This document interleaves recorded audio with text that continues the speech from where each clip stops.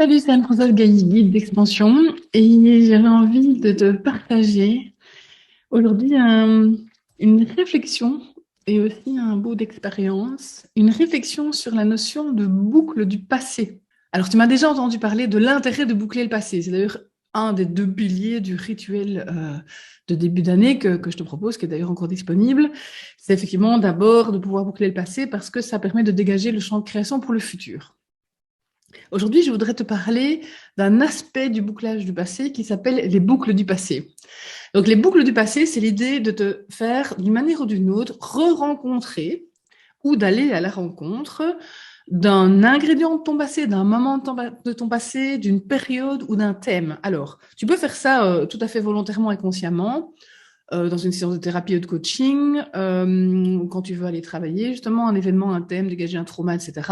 Tu le fais aussi très consciemment dans la partie bouclage du rituel, puisque je te propose plein d'exercices qui te permettent d'aller à la rencontre de nouveau de l'année écoulée, mais tu peux faire ces exercices-là aussi sur une période plus longue ou sur un autre temps de ton passé. Mais j'avais envie aussi de te partager l'aspect beaucoup plus à la fois subliminal et pas consciemment sollicité de tous ces ingrédients de ta réalité. Moi, il m'en arrive plein pour l'instant et je pense que je ne suis pas la seule. Il y a toute une série de chemins que l'univers va utiliser pour, pour te reconnecter comme ça à des ingrédients de ton passé, des personnes, des événements, des thèmes, des objets aussi, hein, dans mon cas, ça va être ça, et qui sont d'autant d'invitations, même si de nouveau elles arrivent plutôt par synchronicité ou par circonstances apparemment extérieures et apparemment non sollicitées, elles vont te permettre, elles sont aussi t'obliger, en fait. Tu sais, c'est les invitations à la je te pousse dans le dos, je te mets un truc sur le nez, donc invitation assez intense souvent, mais pour aller comme re-rencontrer. Et re-rencontrer, ici, il ne s'agira pas tant de se dire, oh mon Dieu, je dois analyser qu'est-ce que c'était, cause, conséquence, trauma, thématique, projection, machin, lien karmique, truc, etc. Non, non, non, non. C'est vraiment, comme je l'ai dit, enfin, te laisser rencontrer ou toi-même re-rencontrer comme des champs d'énergie, en fait. Tu vois, comme si ces événements étaient ou ces périodes étaient des morceaux de territoire et que tu vas vraiment les retraverser ou tu les laisses te retraverser, tu te fais retraverser par elles, ce qui te permet à la fois de dégager, d'intégrer, de dissoudre, tu sais, d'alchémiser les traces, les choses pas clôturées, les émotions qui seraient encore là, les chartes d'énergie encore figées. Et du coup, d'intégrer tout ça, d'en retirer aussi les cadeaux. Et ça, c'est une démarche sur laquelle j'insiste beaucoup dans les activations que je te propose aussi, c'est intégrer, oui, mais pas pour s'en défaire, plutôt pour en fait récupérer. Récupérer les parts de nous qu'on a laissées un peu tout au long du chemin à travers toutes ces expériences. Et moi, je viens de vivre une boucle de passé, une double boucle de passé. Ma maman m'a remis, il y a plus ou moins une semaine, une farce qu'elle a trouvée dans le bureau de mon papa. Peut-être que je ne le sais pas encore, mais mon papa est décédé au mois de septembre dernier, donc ça fait 4 mois maintenant. Et elle m'a remis une farde qui porte mon nom avec l'écriture de mon papa. Et dans cette farde se trouve toute une série de documents que mon papa a gardés. Alors, il y a des mots de fête des pères de quand j'avais 10 ans, il y a des lettres que j'ai écrites sur des papiers avions, parce que mon papa a fait beaucoup de voyages pour son travail dans les années 80-90, et donc je lui écrivais, tu sais, sur des papiers pelures, hein, à l'époque il n'y avait pas de fax, pas de mail. On voit comme ça l'évolution de mon écriture selon mon âge qui avance. Des mots, des textes, il a gardé aussi voilà, le discours qu'il a fait le jour où j'ai eu le mariage du père de mes enfants. Donc voilà, tous des souvenirs. Et j'ai trouvé dans cette farde un texte, en fait, et c'est marrant quand je te dis que c'est des boucles dans des boucles, parce que le texte est un mail qui est daté de janvier 2014, mais où j'explique que j'ai relu des carnets que j'avais écrits entre mes 15 et mes 30 ans, et que je suis retombée sur un texte que j'avais écrit en janvier 97.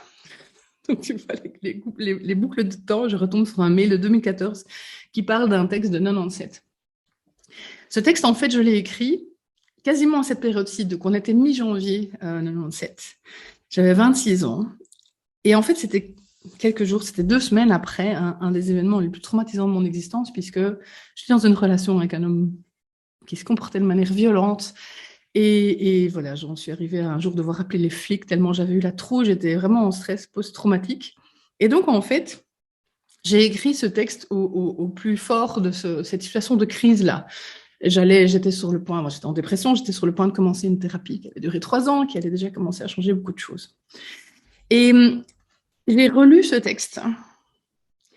Et il m'a permis de me faire une sacrée boucle temporelle, à la fois au niveau du sens, des mots, des événements dont il parlait, mais aussi de l'énergie qu'il contenait ou qu'il contient encore. Et j'ai envie de te partager ce texte. Je pense que je le fais pour moi, parce que c'est une manière, je pense, de boucler vraiment quelque chose. Mais j'ai aussi le sentiment que, d'une manière ou d'une autre, cette énergie pourrait aussi te servir, t'inspirer, te toucher, peut-être aussi activer des choses chez toi. Donc voilà, je vais te le partager. Je suis à l'intérieur de moi et je regarde dehors. Ça va trop vite ou pas assez. J'ai l'impression que j'ai tous les ingrédients, qu'on me répète que j'ai de la chance puisque je suis bonne cuisinière et qu'en plus j'ai une belle cuisine. Et la recette, elle est où la recette? Personne ne la connaît, personne ne peut me la donner. J'ai envie de m'endormir, de me laisser couler.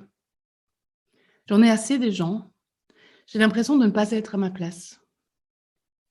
Ma tête et ma vie sont comme un chapeau dans lequel je pêche des éléments. Mais moi, j'ai envie de retourner le chapeau et d'en étaler le contenu sur une table claire et lisse, pour trier ce que je garde et ce qui doit être jeté, pour regrouper les choses qui vont ensemble, celles que je connais et celles que je ne connais pas, celles que j'aime et celles que je n'aime pas. J'ai à la fois envie de m'exprimer et besoin de me taire, ou le contraire.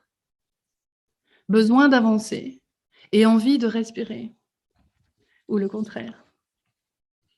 Envie de rester et besoin de partir, ou le contraire. C'est bizarre la vie. C'est quand on apprend à l'aimer qu'elle est la plus troublante. C'est quand on veut la comprendre qu'elle est la plus embrouillée. C'est quand on veut la vivre qu'elle cherche à se dérober. Mon passé est dans ma tête, mais il ne sort que par mon ventre. Mon désir est dans mes mains, mais il ne sort que par ma bouche.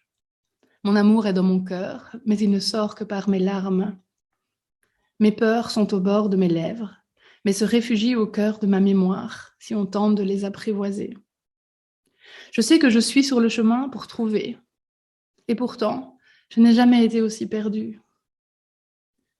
Qu'est-ce que je dois faire? Attendre que ça passe? Attendre que ça casse? Je veux qu'ils s'en aillent avec leurs images et leurs peurs, leurs angoisses et leurs pouvoirs. Je ne veux plus. Je veux grandir. J'ai cassé ma coquille, j'enlève les morceaux, un à un, et pourtant j'ai les mains qui collent. Faut-il encore creuser ou puis-je respirer? Faut-il mériter ce bonheur au point de le mettre autant à l'épreuve? Comment construire si je tremble? Comment voir plus loin si je ne sais pas où regarder? Je veux me vivre, je veux avancer. J'ai cassé le miroir pour mieux me voir. Mais j'ai laissé les morceaux à l'intérieur, des morceaux qui coupent, des morceaux qui me renvoient à des leurres, des reflets brisés. Je ne veux plus de miroir, je veux des vitres claires. Je ne veux plus de bulles, je veux la mer. Je veux grandir vers demain et de tous les côtés. Je pleure ma vie, je pleure mon cœur, je pleure mon âme, mais plus que de la souffrance, c'est une découverte. J'ai dû arracher de force l'écorce de ma vie pour la libérer de ses propres peurs. Je voulais pourtant les affronter, pour aller jusqu'au bout de mes forces.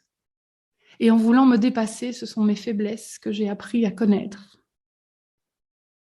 Faut-il donc aller au bout, au-delà, si loin, au profond de soi, pour se rendre compte que ce qui compte est là, au bout de nos doigts.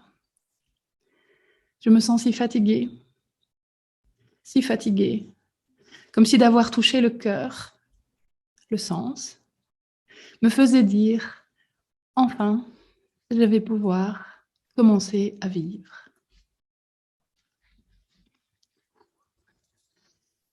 Merci d'avoir pris quelques minutes de ton temps pour m'écouter, pour passer ce petit moment avec moi, que je ressens assez symbolique et initiatique.